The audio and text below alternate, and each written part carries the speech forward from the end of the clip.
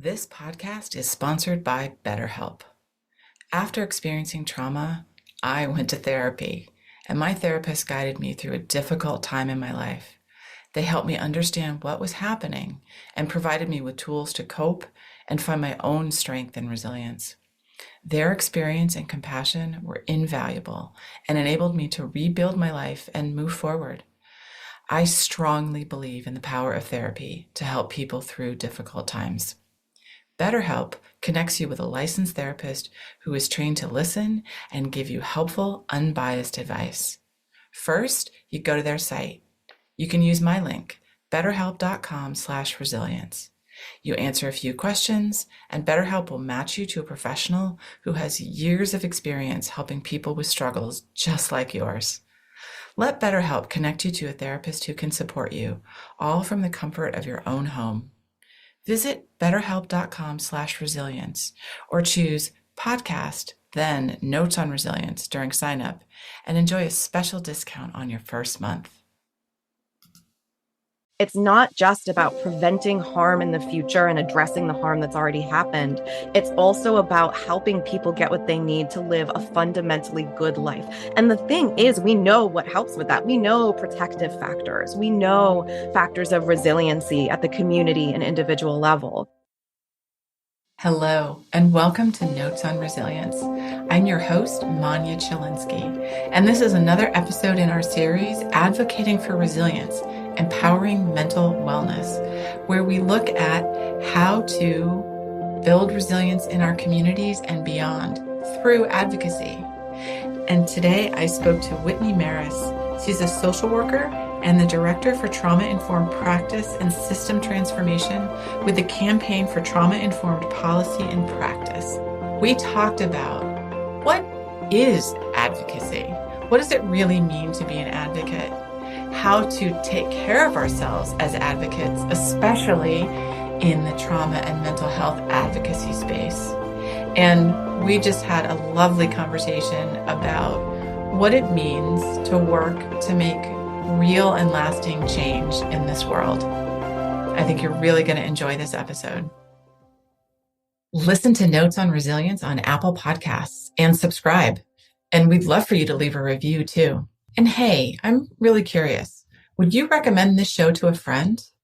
If not, would you be willing to let me know why? Send me an email right now and tell me what's stopping you from recommending Notes on Resilience to your friends. What can I do to make this the kind of show you would recommend to your friends? I want to make a show that people really enjoy and brings value to their lives. You can email me at manya@manyachilinsky.com or fill out the form in the show notes. Thanks. Hello, Whitney. I'm so excited that you and I are talking today. Me too. Thanks so much for the invite. So before we dive into the topic of advocacy, which is something near and dear to both of our hearts, I want to ask you a question I start out with, which is if you could have dinner with any historical figure, who would it be and why? I love this challenging question. It's so fun. And I'm trying to figure out if I'm the only person who's going to cheat a little bit and have a little bit of a full-on dinner party with a few fascinating folks. I'm really interested in the works of radical educators, sort of fostering critical consciousness, like people like Paulo Freire and Frantz Fanon. I'm really curious about activist leaders pursuing justice and liberation, like Angela Davis. I'm really curious about storytellers raising their voices about complex intersections of individual and collective identity in a globalized world, like Adrienne Marie Brown. And I just couldn't narrow it. And I think we could have a really meaningful and special conversation noodling together about what really needs to happen to affect the types of full-scale global transformation that I think we'd all like to see in the world, and really come up with some strategies to cultivate deeper compassion and empathy at a time when it feels so important to do so. Wow. I think that sounds like a fabulous dinner party. And I don't think that's cheating. You've just decided that you need to hear from all these people. And Perfect. I so wish I could make these happen for people. And then, of course, invite myself to join because or at least to be a fly on the wall. And I will tell you, and I will tell my listeners that every time I ask somebody this question, I answer it for myself in my head, and it's different every time. So I love it. I would need to also have multiple dinners with multiple people because there's so many amazing activists and others in the world that it would be amazing to learn from. So thank you for sharing. Totally. And so you and I are talking about advocacy today, and that is something that's a kind of conversation that you and I fall easily into. Just to get us started, how do you define advocacy? I love that we're starting here because I do think that, as we've spoken about, a lot of folks come to believe that advocacy is not for them because a lot of systems and entities really do kind of gatekeep who's invited to the table and create these needless complexities and barriers that ultimately thwart collective action and power building to shift the status quo. And yet in reality, advocacy is for everyone, right? And it's about more than just quote unquote getting policies passed and signed into law, right? It's also about amplifying your voice as well as the voices of others, working toward a shared vision of a preferred future. It's Mhm. about mobilizing each of our unique gifts and strengths and skills to shift dialogues and processes. And it's really about leveraging connections and resources in order to create and sustain positive change in our individual lives, in Mhm. our communities, in our systems, and also in our institutions. Okay. I love that definition. And I love that you are reminding us it isn't just creating and getting a new policy put into place. That has a role, but there's so many other ways to be an advocate and ways to really make a difference. Absolutely. So, what brings you to the world of advocacy? What makes you an advocate? Hmm. I'm thinking that if my mother were here today, she would likely chuckle and tell you that I've always been, we'll say, a passionately persistent person, right? Which is, of course, a very polite way of saying that even as a child, I wouldn't take no for an answer. And I could certainly hold firm in a fierce debate about anything from bedtime to broccoli. And she wouldn't be wrong, right? She's correct. Although I do think that she might have believed that it was just a phase, right? Which really isn't true. In college, I was able to channel this proclivity into things like becoming the president of the College Democrats. And after college, that evolved into taking jobs canvassing for social and environmental justice causes, as well as political candidates that I believed could bring the world into alignment with how I believe it ought to be, sort of one door at a time. And yet, Hmm. I don't think that I would have referred to myself as an advocate back then. And it really wasn't until my mom had a very sudden death when I was 27 that I was steered toward the deep self-learning that has really helped me sustain myself in this Hmm. advocacy work in a more meaningful way over time. And for a kid from a family where emotional literacy was definitely not our forte, Hmm. engaging with therapy and embarking on my own healing journey where I unraveled, misdiagnoses and I learned about complex trauma, which is what ultimately called me to the social work profession. That's where I really began to understand the interconnectedness between this personal and the collective and the political, and how I think I learned to more strategically utilize that passionate persistence, right, as a tool for transformation at all different levels. And this is where I also feel as if I made some of these really important and supportive connections in my life that has Hmm. helped me let go of some of the negative narratives that I had believed about myself, and really recognizing the adaptivity and capacity in my journey that I so naturally and clearly see in others, yet missed in myself. And I think, in a lot of ways, I didn't necessarily consciously choose a lot of what I encountered on that path that's led me Mhm. here. Yet in some ways, as I think I'm capturing here, it feels like it's always been sort of woven into the fabric of who I am. And I Yeah. know that story is not different from a lot of folks in this work, right? And I Yes. think it's a really important reminder that each of us is probably advocating in some area of our lives that we can be intentional about expanding on as we create a more coherent narrative of our own stories and the contributions we each are already making that we can build on as we figure out how we want to leave our mark on the world. Right. I like the term that you used, passionate persistence. And I'm imagining that we've got some listeners for whom that sounds very, very familiar about their own life and work, who may have not made that connection that what they could be doing is advocacy. And I think also that term, passionate persistence, it reminds me that advocacy work can be difficult and it can be lonely. And there can be so many times when you question that persistence. Do I need to keep doing this? There are times when I think you've probably experienced as I have, where absolutely I'm going to keep going. I'm not stopping. This is important. We're close, or I've got the right person that I'm talking to or something. And it feels like it's just flowing naturally. And then there are times where you think, oh, this is the X number of time I've called this person. Is it really going to make a difference that I call one more time and ask them this question? So how do advocates take care of themselves through this sort of feast or famine, often quite emotional journey?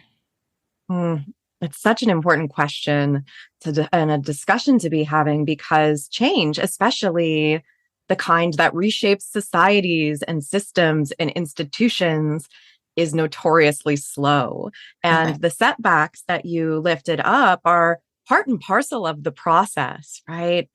And that's true of all advocacy work, but especially policy change work, because, fewer than 10% of bills that are considered are typically actually signed into law during a legislative session. And there are many times that a bill will be heard across several years in different legislative sessions, and it's voted against, or it doesn't make it to a hearing the next time, or the pain in that it passed, but the legislature passed it, but the governor or president vetoes it, is real, right? Budgetary constraints or something. And so it can be a real ups and downs that you need to remain resilient to. And it's important to acknowledge, first off, just with radical honesty, ouch, that hurts, right? And Yeah. be clear about the fact that this is not easy work, especially when something you're advocating about or for is deeply personal to you. And I think one of the important things is really, when this happens, reconceptualizing what we think of as sort of failures in this work. Rather than seeing these setbacks as defeats, we can think of them as learning experiences that present really important information about where our world really is at, as hard as that might be to accept. So we can meet the necessary parties wherever that really is to create change, versus trying to engage with them as if they're already where we wish they were or where we believe they ought to be. And I believe we can reframe these moments and notice them as opportunities, and that will help us unlock new strategies. It will help us adapt. It will help us come back stronger and even more impassioned in the next steps of the change process. I think that mindset's really crucial for sustaining, long-term efforts in advocacy. And I also think it's really important that we're looking for, taking notice of really intentionally, and celebrating moments that indicate when we are making an impact, no matter how small they may seem in the moment.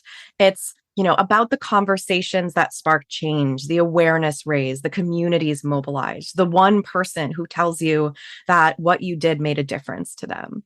Yeah. Every effort counts, and every action has the potential to contribute to the larger movement. So I think in the face of, setbacks or resistance or ambivalence from others, I remind myself and work to remind my own community of advocates that I work with that our work is really not a sprint, right? It's a marathon, and every step forward, no matter how small, is progress that will positively impact lived experiences and outcomes. And that absolutely always matters.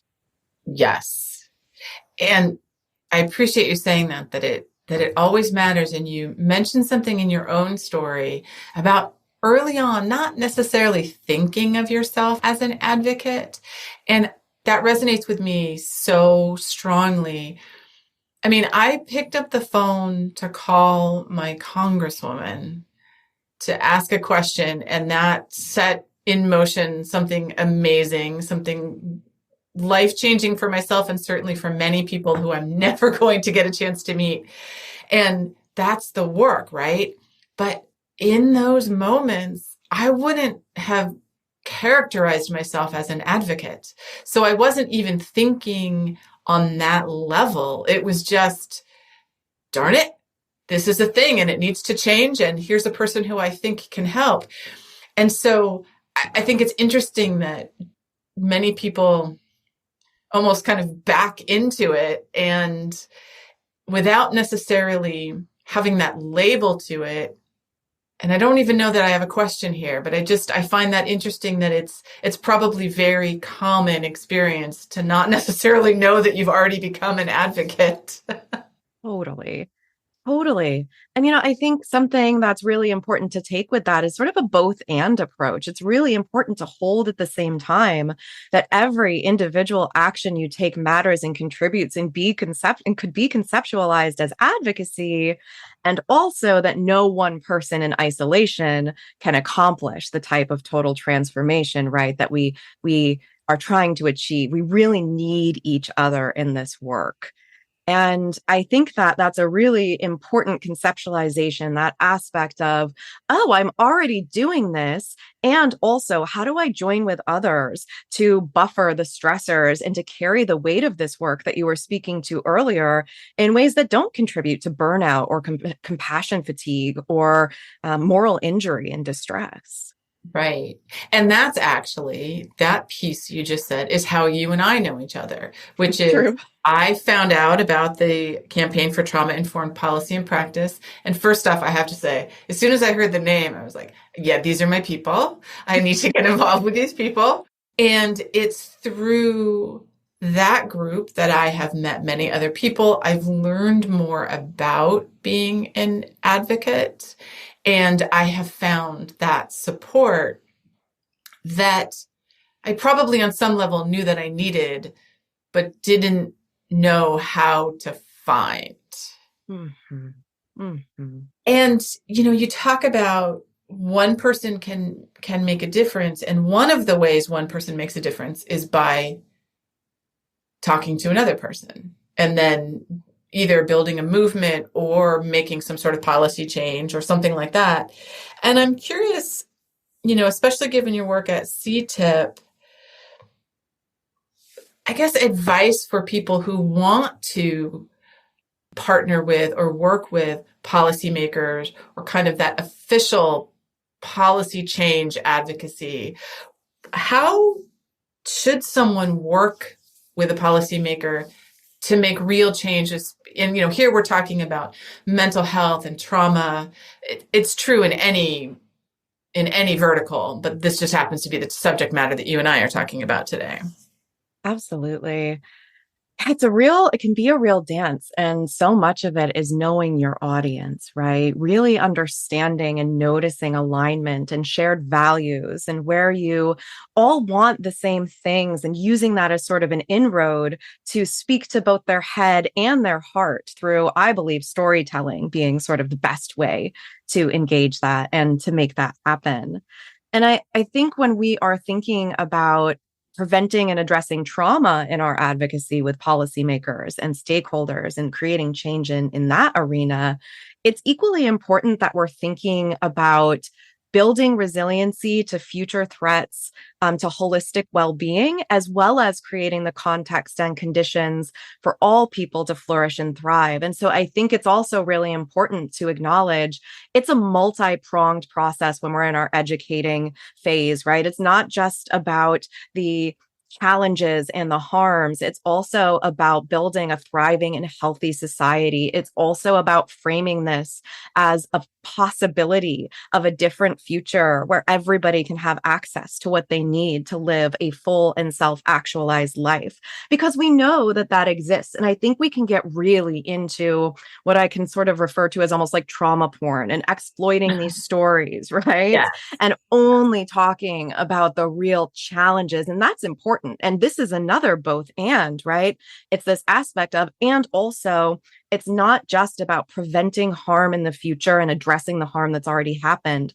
It's also about helping people get what they need to live a fundamentally good life. And the thing is, we know what helps with that. We know protective factors. We know factors of resiliency at the community and individual level. We know what helps and what hurts. And so I think really helping legislators get a full scope and sort of correct the record of what is addressing the root causes also enables positive things in addition to sort of being in conjunction, working with the things that are already being done to address challenges is important. Because when we look at what people invest in, a lot of times it's sort of single issues that feel like they can sort of check a box, say, well, we targeted this real challenge, and so we've done our work, without looking at what thriving really looks like. And so I think that that's one of the most important things, telling a really balanced story about what's happening and also what's possible based on knowing your audience and digging into those shared values and visions. Yes.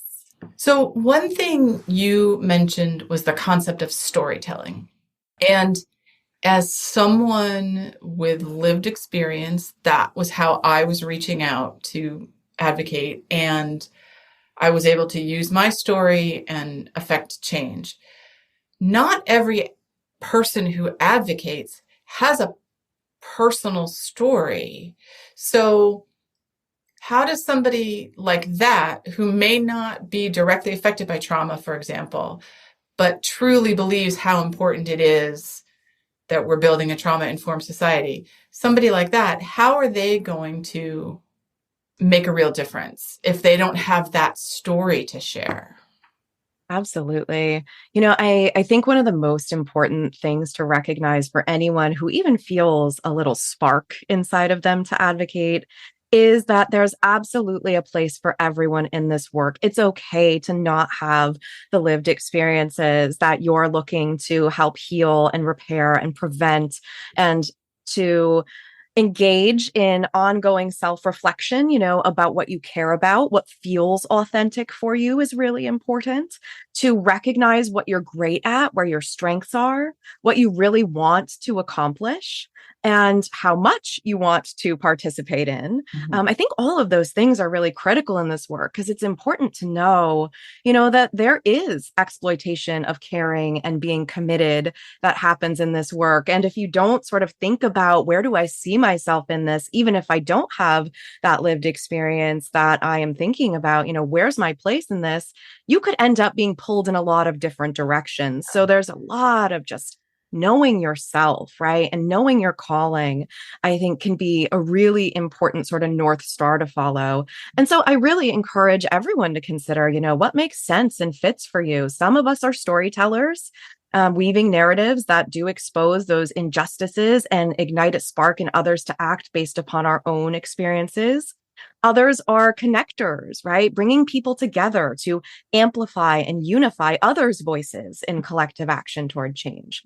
There are people who are really great strategists. They can map pathways toward a more just and equitable future, sort of really talented at both zooming in and zooming out to the micro, the meso, the macro, and linking that and helping guide the movement. Yeah. There are informants, right, who are keeping current with and conducting and conveying research to strengthen collective action. Mhm. And there are nurturers. I think this gets left out of the conversation sometimes.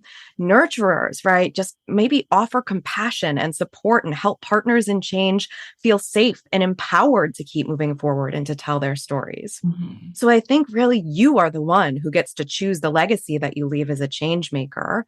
And that can be writing a powerful blog post, raising awareness. Maybe you organize a community event, sparking crucial, courageous conversations. Mhm. Maybe you're just holding space for someone as they share their inner world and lived experiences with you. Yeah. And you're not jumping right into action. You're just holding that and being with them, right? Trust and believe that whatever you do, it's enough and it matters.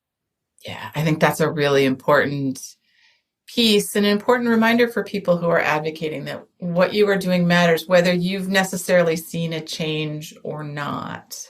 And you and I know each other through CTIP, and we think about and talk about the concept of trauma and mental health, and that's the kind of advocacy that we are at least focused on in this moment. Is there anything particular about this kind of advocacy that makes it more difficult, or that we need to be more aware of how to take care of ourselves when we're talking about these kinds of difficult and very personal topics? Oof, you said it beautifully, right? Because I recognize like we've both grappled with the weight of the work in our advocacy journeys, and it's not uncommon for these phenomena to emerge. And it's because it's so personal so often, right? And on top of that, at least in the trauma informed advocacy space that we're speaking to, you're also hearing a lot of trauma narratives that others share, Yes. Yes. right? And on the one hand, it's an honor for someone to entrust you with their story. And also, we're human and it can take a toll on us. So, in conjunction with feeling compelled to act to make change in the world, there's also this real calling and need to stay connected to ourselves and our experiences. And I would say to tap into both self care and also collective care in order to sustain ourselves in this space. And exactly what you were speaking to earlier, right? What that means is creating a support system, reaching out to fellow advocates, sharing experiences, celebrating successes together, mourning triumph or challenges together, Mhm. and remaining present to our impact and compassionate in our work with one another.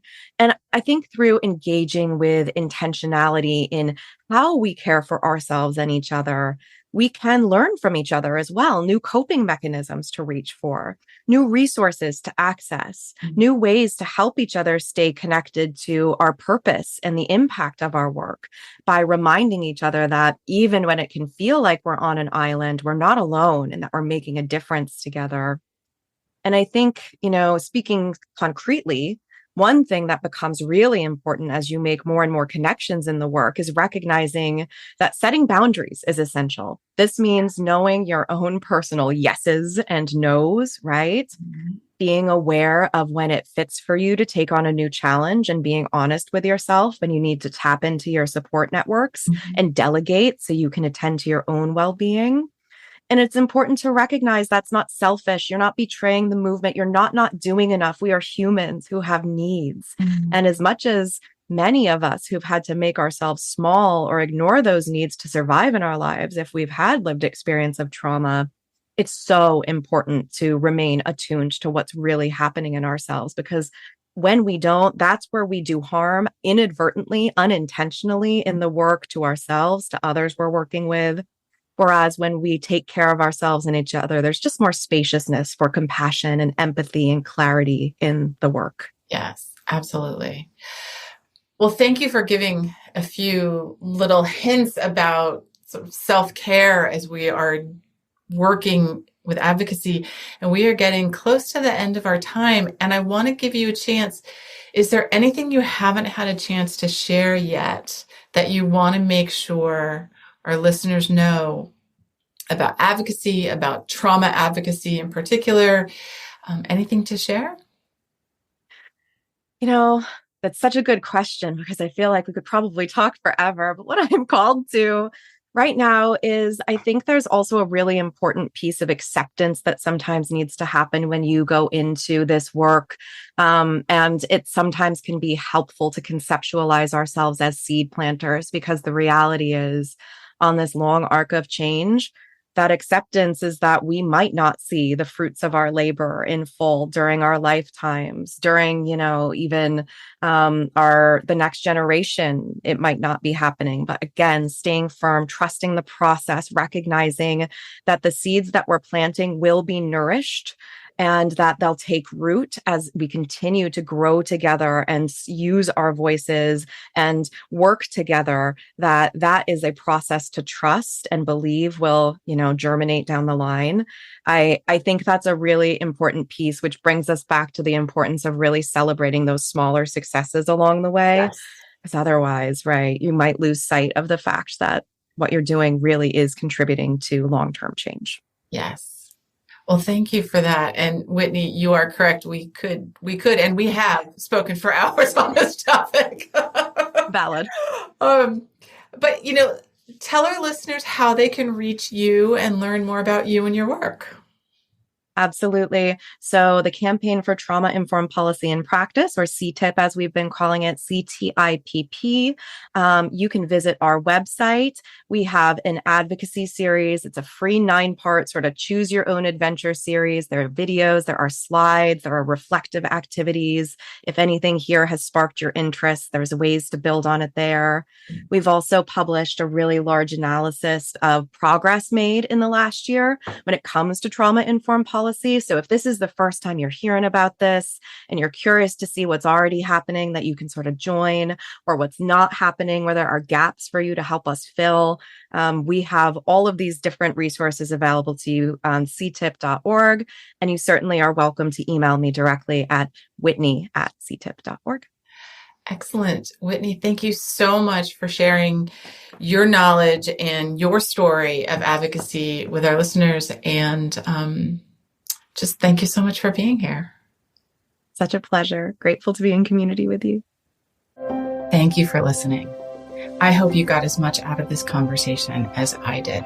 So if you'd like to learn more about me, Manya Chilinsky, I work with organizations to help understand how to create environments where people can thrive after difficult life experiences. And I do this through talks and consulting. I'm a survivor of mass violence, and I use my experience to help leaders learn about resiliency, compassion, and trauma-sensitive leadership, to build strategies to enable teams to thrive and be engaged amidst difficulty and turmoil.